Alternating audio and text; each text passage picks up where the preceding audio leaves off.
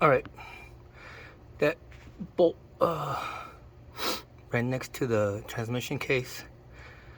That's the easiest way to get to that bottom bolt to do the oil cooler filter in the 2012 Nissan Rogue. This is just an S model front wheel drive. Did the shafts on it, so now I dropped the pan to do the screen inside of there. I hate breaking the factory seals, but these transmissions are they have such a bad reputation. Might as well do the oil every 30,000. In my experience, this Nissan had 30,000 miles when I tried to take it to California on like 10 on a flat road, and it started protecting itself because the fluid was, I guess, deteriorated 30,000 miles or less. So we went to the lube place and they put Quaker State in it. It now has 80,000 miles and no issues whatsoever.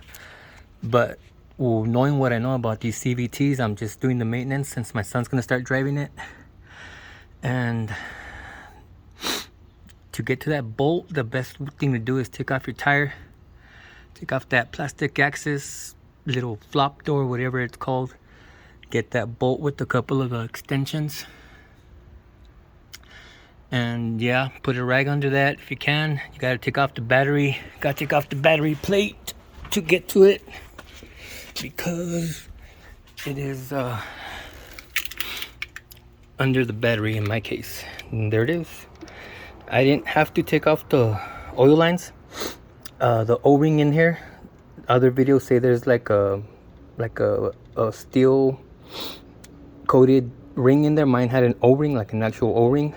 It's about 3 inches in diameter. It fell through in the bottom, caught it on the oil pan. So as you're setting it back in, make sure it's in its groove, because you're gonna have a leak right on top of all of that stuff. So set it in. These were not torqued too heavy. I was able to break them loose with a small 1/4 inch ratchet, no effort. But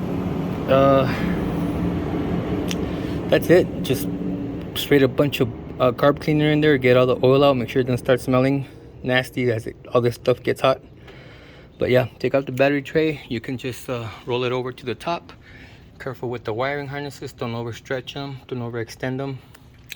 I broke all of these tabs that were punched in through the holes on the plate, because I'm probably gonna do this service again in 30,000 miles, a year and a half or two.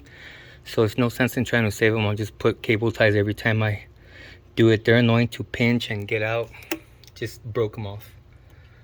No biggie. All right.